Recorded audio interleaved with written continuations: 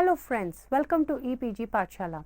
I am Dr. Anurekhachari Wagh, Assistant Professor at the Department of Sociology, Savitribai Phule, Pune University. Today we are going to discuss the paper titled Place of Agrarian Labour Part 1. This module is part of the paper titled Agrarian Relations and Social Structure in India that is coordinated by Dr. Manish Thakur of IIM Kolkata.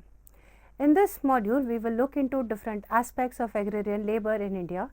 Further, we will also focus on position of agrarian labour and contemporary Indian economy, and it will also deal with increased informalization of the agrarian labour and also transition to the unorganized sectors of the Indian economy. The place of agrarian labour 1. Agrarian labour is an important but vulnerable segment of the Indian rural economy. As a matter of fact, agrarian labourers are involved in actual cultivation of land in different capacities. They could be tenants having tenure of different sorts. They could be simply landless or own patches of land. They could be sharecroppers. What distinguishes them is their contribution of labour power to everyday agricultural operations, whatever be their relationship with land. In general, they earn their daily bread with the aid of poorly paid, unskilled, intermittent work, which due to the considerable physical effort involved is considered of low standing. Approximately 27% to 30% of the working class is agrarian labourer, and this category does not include cultivators and farmers. Agrarian labour is a heterogeneous social category and not exclusively an economic class depending upon wages alone. Most of them work in the informal sector, but then the informal sector cannot be demarcated as a separate economic compartment and/or labour situation. Certain proportion of agrarian labour work for wages, but they also work on family farms. Some are labourers but not for their entire year. Some may work in the non-agricultural occupations for a part of the year during lean agricultural season.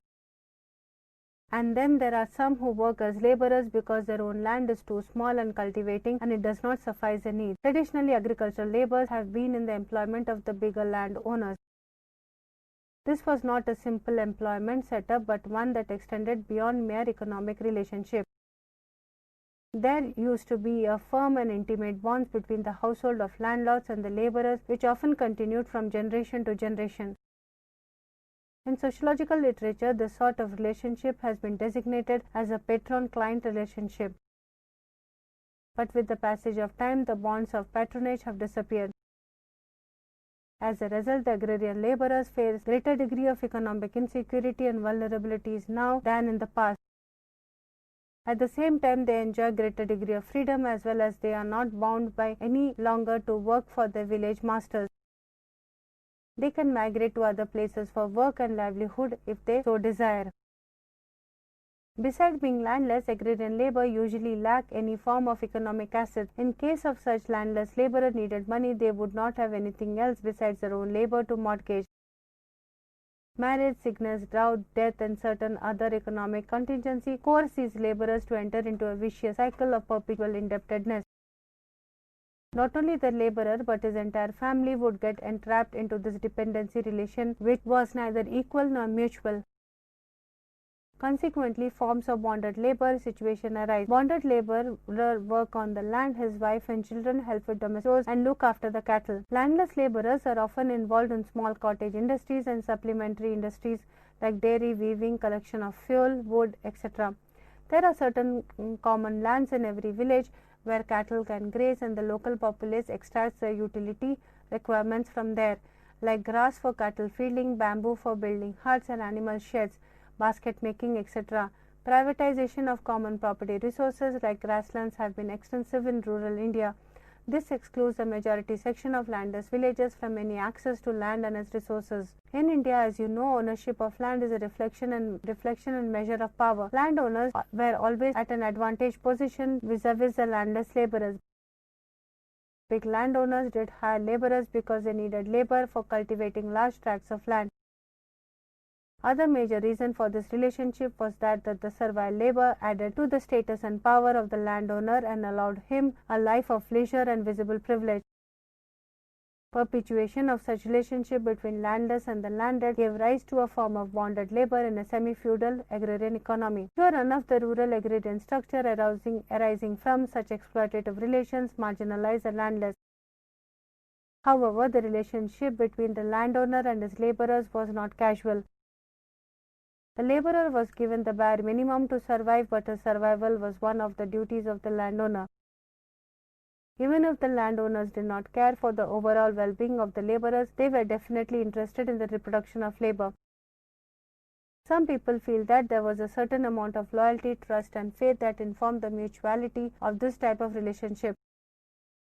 This is not to say that the existing agrarian structure was egalitarian. However, with the advent of industrialization, the ties between the landowner and the laborer started weakening. Social intercourse with the laborers got reduced to an absolute minimum. Agrarian laborers started getting employed on contractual basis. A type of casualness and informality seeped into the commitment-based relationship between the landowner and the laborer.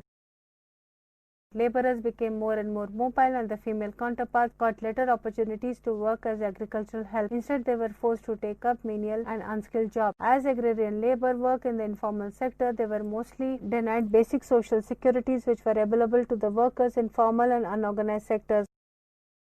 The agrarian labor faces general neglect and occupies bottom rungs in the Indian rural agrarian structure. The lack of skill and training leads them to limited alternative employment opportunities for them.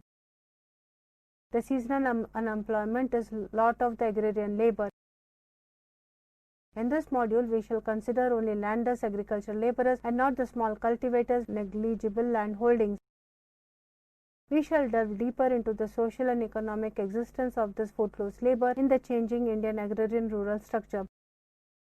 We will also briefly discuss the interlinkages between technology, caste, gender, land, and labor. In the process, we will bring to your attention the uneven agrarian transformation of the Indian economy, and then we shall look at the role played by caste and religion in shaping the life and livelihood of footloose labor. In the subsequent part, we shall look at gender implications of the casualization of labor. Agrarian structure. Rural agrarian economy is characterized by irregular employment, underemployment, and low wages. These incidences of distorted employment are produced as there is surplus labor in the economy. Jonathan Parry, in his book The Worlds of Indian Industrial Labor, posits that the particular trajectory of Indian industrial development in India is responsible for worsening condition of the agrarian labor. Presence of unskilled surplus labor is a problem for most economies which are transforming from an agrarian economy to an industrial economy. The condition is worsened in India as the transformation is not smooth. Ideally, the transformation should be coupled with substantial migration of labor from agriculture to industry. The industrial sector should be capable of accommodating surplus labor from agriculture. Indian agrarian structure and the varied roles played by the labor is quite distinct from the other developed countries. Whilst the developed countries were developing, there was a considerable amount of class consciousness among the Indian labor.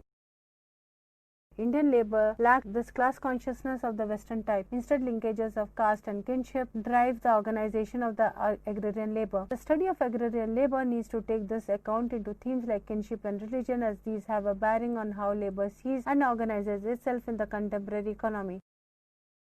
Social stratification on the lines of caste and religion play a vital role in deciding the life and livelihood conditions of agrarian labor. Jyotka stresses the need to give due consideration to the different ways in which people themselves get represented in the hierarchies while analyzing the system of socio-economic stratification. Long-term commitment is a prominent feature of Indian social structure. It transcends beyond the divisions of rural, urban, or the informal, formal. It has been proven empirically that those migrant workers who have managed to get employment in industry continued with the job. Their wages were higher than in agriculture, and that is why they seldom left their job. They have a feeling of lifelong commitment towards industrial job also. They try to replicate the rural attitudes and social relations in urban settings. Bhumik contends that labor in developing countries had strong attachment to agriculture and was embedded in social institutions that were particularistic rather than universalistic. Modernization theorists believe that Indian agrarian society would follow the development trajectory of the West, but that was not to be. Feudalism and capitalism of the West are different from India. Thus, Western conceptual models for understanding agrarian labor cannot be applied to the India lock, stock and barrel. For instance, there is a thickening nexus between caste structure and agrarian relationships in India, and this should be accounted for while adopting any imported conceptual model. We all know that land is the most pivotal part of the agrarian life and economy. Yet there has been always a great hiatus between the images of agrarian social structure in the minds of different sections of political elite on the one hand and actual conditions of the agrarian society on the other. It would be wrong to assume that those of migration to industrial sector are automatically open to agrarian labor. Industrialization does provide an opportunity to qualified and competent individuals to acquire a job irrespective of the caste. Regardless of this, a correlation exists between the status of an agrarian labor in a rural economy and urban economy. It has been proven empirically that landed peasants and other large farmers benefit more from urbanization. They are the first ones to migrate and buy land in urban sectors. This land again adds to the social status, but when the landless laborers migrate, they migrate to the squalor of industrialization. Bhumik ensures that the largest chunk of urban informal sector, 2/3, is self-employed. This includes domestic workers, and each of them may have several employees. Home-based workers whose main employer may not be known as they operate through contractors and subcontractors, and street vendors who may not have any employer. The role of the state is of considerable importance in the Indian context. After independence, the state was a major player in the building of the nation state. The economic planners and policy makers were quite concerned about the place of the agrarian labor in the new economy. They primarily looked at agrarian labor as a most marginalized section of the society which is characteristically landless and works as agricultural labor in others' farms. The Planning Commission deliberated on securing full employment and proper living conditions for the rural communities, especially the agrarian labor. As a welfare state, post-independent India witnessed a huge surge in welfare policies and programs under the broad rubric of rural development, which aimed at changing the social structure of the village in its entirety. Admittedly, some of these programs were directly meant for the welfare and uplift of the agrarian labor. So far, we have talked of agrarian labor in general neutral terms. Now we know that it is the women workers who are more marginalized sections of this already relegated section of agrarian hierarchy. It is time we devoted adequate attention to the female agrarian labor and the place in the rural agrarian structure. The processes of agrarian change has also brought about changes in the life and livelihood of the female labor, and traditionally only men migrated, but the changing circumstances have forced the females also to migrate and join the ranks of reserve army of casual labor in urban and rural India. To reiterate, land is a vital element of agrarian structure, and macro level processes like industrialization and urbanization very often lead to dispossession of a huge section of farmers. However, big farmers often have alternative survival methods, but small and marginal farmers get crushed.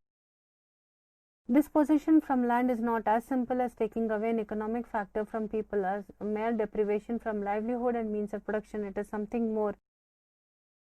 It is disrupting life, lifestyle, relationship, and socio-cultural identity. For generations, people have not known any other way of existing and being in the world. A considerable proportion of land belonging to the farmers and tribals is not their own earning but their inherited property. For a majority of farmers and tribals, land is one of the most important assets and sometimes only asset that they have. It is undisputed that there exists an emotional bonding between the farmer and the land. But more importantly, land is a source of employment and livelihood to the farmer. Land does not give him a high quality of life, but it helps him to eke out a living and somewhat makes him food assured. A farmer does not become jobless as long as he has some access to land. In difficult times, farmers can fall back on the land and it constitutes a security. Alienation from land means thrown into new kinds of unknown certainties and risks. Thus, land is a representation of socio-cultural and economic identity and also is a source of financial security and otherwise. If we go by this understanding of agrarian structure, we can adequately appreciate the precarious place of agrarian labor in the countryside. To be without land and the labor power alone, agrarian labor is subject to multiple vulnerabilities, gender complexities. As we have talked about, it is a characteristic of the traditional agrarian social structure that an agrarian laborer would serve as a landowner along with his entire family. Female members also constitute the group of the agrarian labor and perform menial jobs. This includes serving as domestic help, maid servant, babysitter, and doing small odd jobs at the landowner's house. Besides the pull factor in the urban sector, the push factor for migration in the rural economy is a major factor for forced migration. As the demand for agricultural wage labor has not kept in pace with the growing number of households dependent on this source of income, women are compelled to migrate along with the men of the family. As this agrarian structure weakened with the advent of industrialization and consequent formalization of labor, it was no longer imperative for female laborers to work with their employer farmers. They too moved out of the farmers' bondage. Once freed from the farmers' homestead, the female laborers also migrated to industrial sector to work as unskilled workers. Post-migration, when they arrived at an industrial site in a town or a city, they faced dual handicaps, one being unskilled, the other being female. It is typical of most societies the female members are more vulnerable than the male counterparts. Invariably, the female employment is inferior and yields lower wages than their male counterparts. In cases that both practice the same trade, women are mostly at an advantage. Be it physical, social, sexual, financial, or emotional need, female members are more prone to exploitation and violence. The agrarian structure too was more stringent towards the females than males.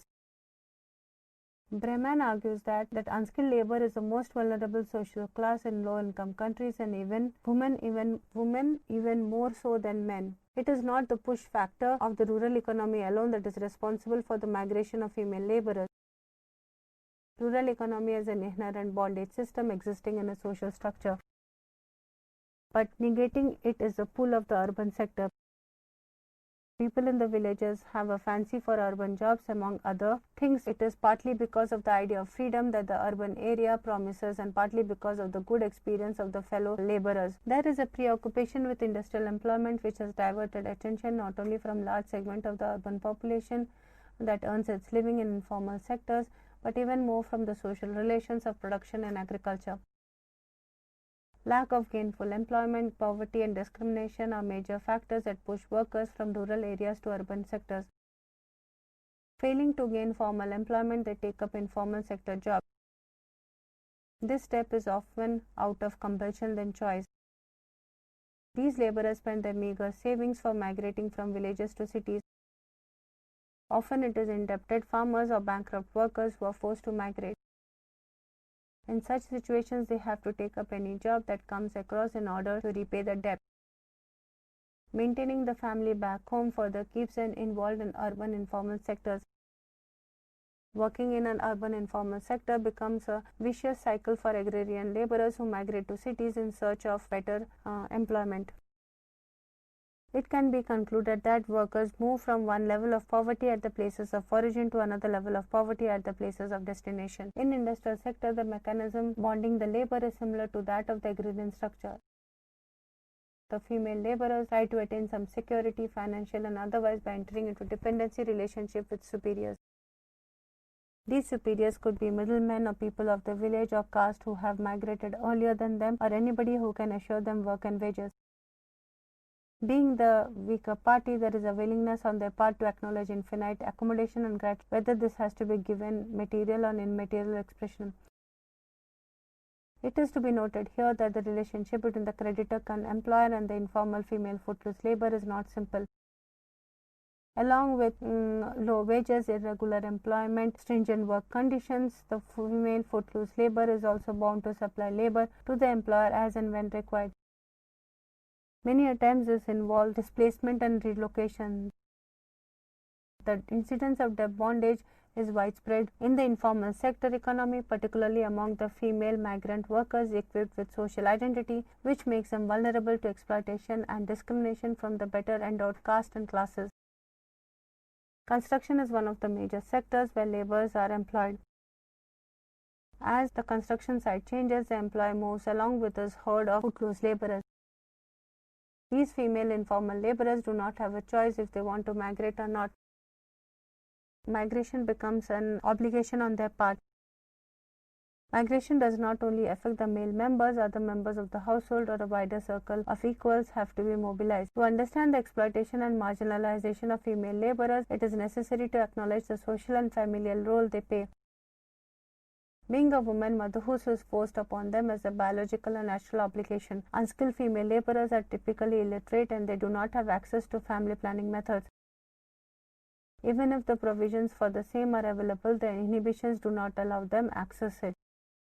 The prevalent norms of patriarchy inhibit them from talking about their body and their physical needs. As new migrants, they hardly have requisite resources to access reproductive health care.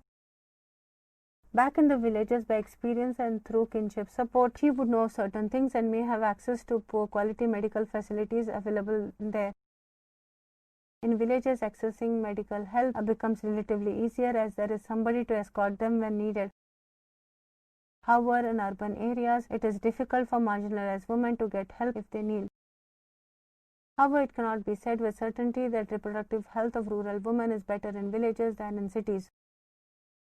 What I am arguing is that in the rural social structure, this biological aspect of woman is accepted and there is social mechanism to help her sail through this challenging phase of life. A female rural laborer will not lose her job at the employed farmer's house if she is pregnant. She would be taken care of. This would be part of the social system.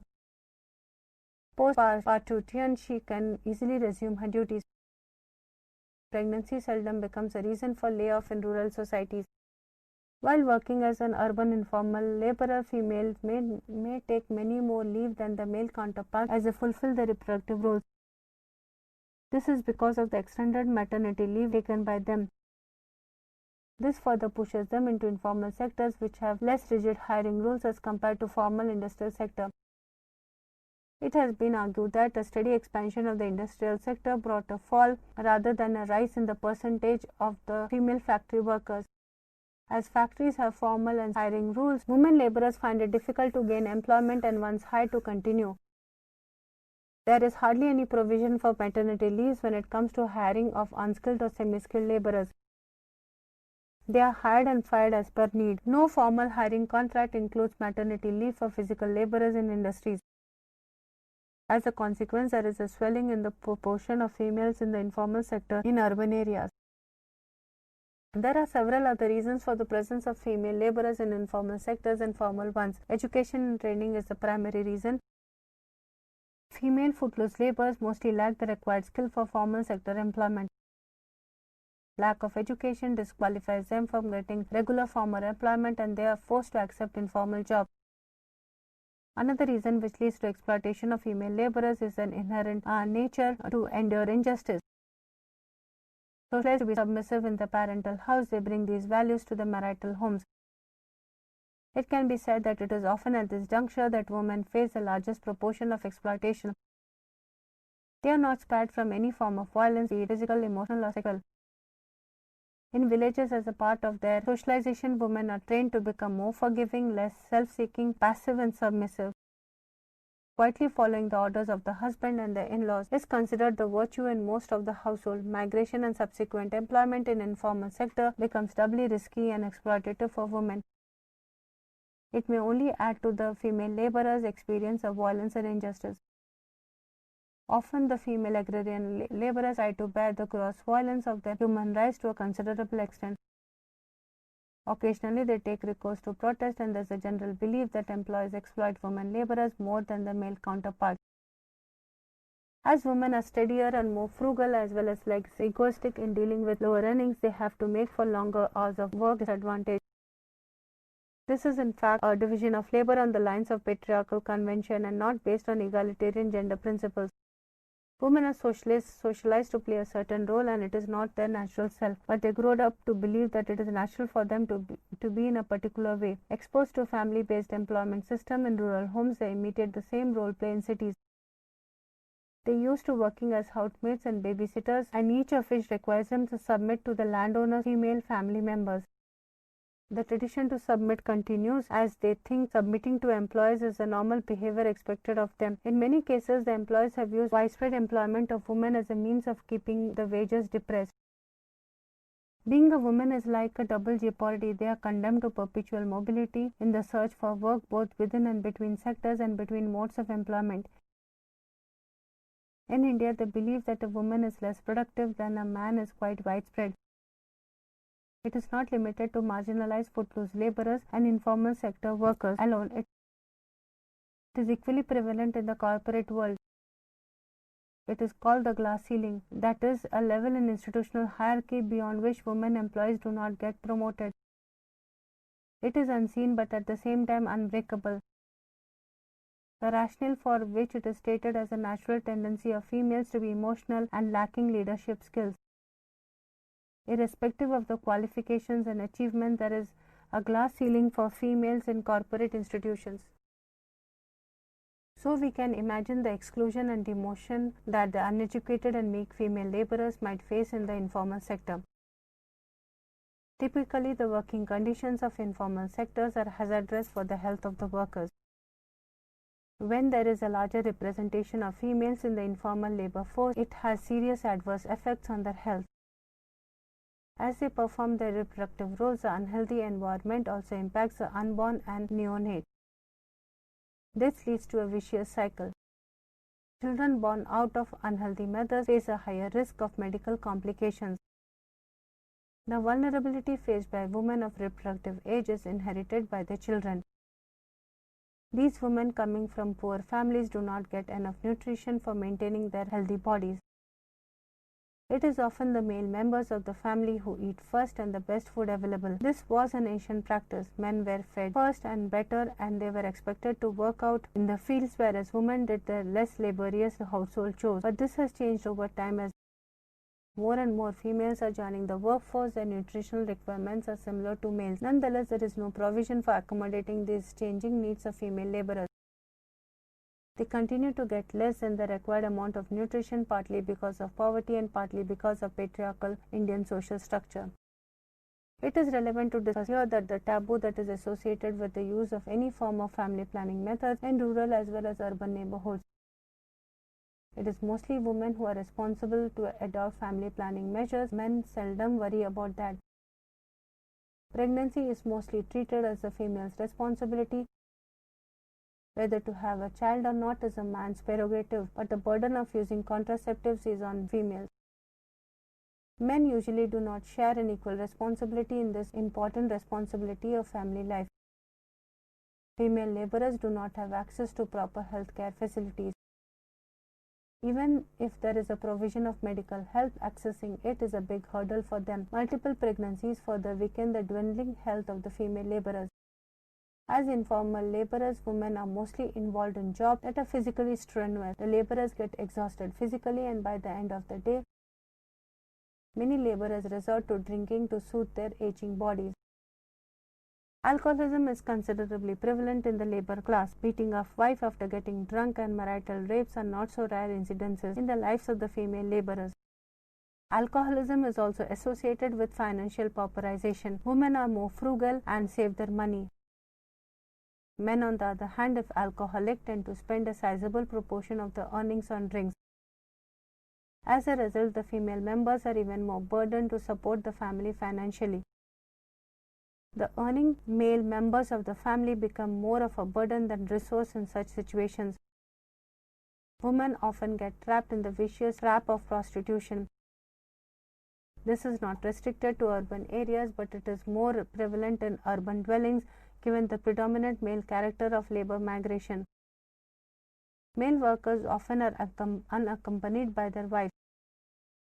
Male laborers who are young and coming of age also constitute a sizable proportion of laborers. For these men, satisfying the sexual urge is just a need, and they are not looking for long-term commitment. It is women from the same socioeconomic background who play this role. Such women can be local or migrant, but they find it easier to earn a livelihood by selling their bodies, as other form of work employment is difficult to come by. Many women involved in the flesh trade have often been brought to the cities under the pretext of providing employment, but deceived and pushed into the flesh trade. The situation of women is far more vulnerable as they get employed for a certain peak years of their life, and once they age, they become unemployed. They are often pushed into dire poverty and in disease conditions which further compound their misery. In conclusion, students, we could see that the important issues that were discussed in the module were place of agrarian labor in terms of their economic vulnerability and increased social insecurity. Further, we also looked into the world of agrarian labor, which is perceived more in terms of vulnerability and marginalization. Further, we have also could see there is an increase in terms of rural and agrarian kind of distress. And lastly, we will also look into how there has been a depletion of livelihood opportunities for the agrarian labor, which is pushing them into increased precariousness and also pushing them into the larger urban informal economy in India. Thank you.